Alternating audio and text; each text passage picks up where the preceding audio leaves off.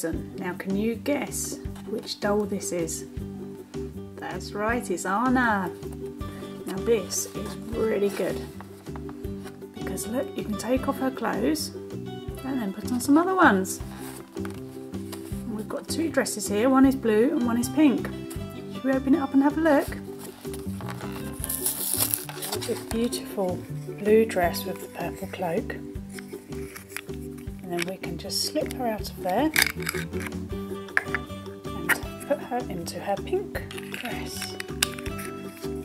Just like that.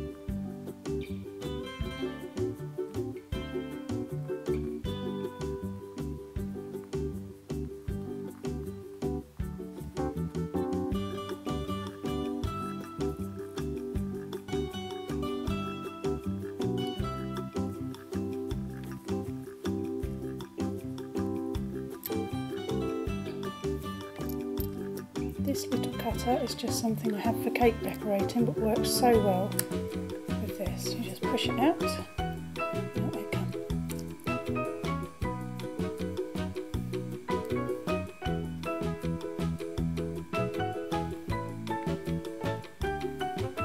It's a Sophia Play-Doh set here. At the bottom it has a crown.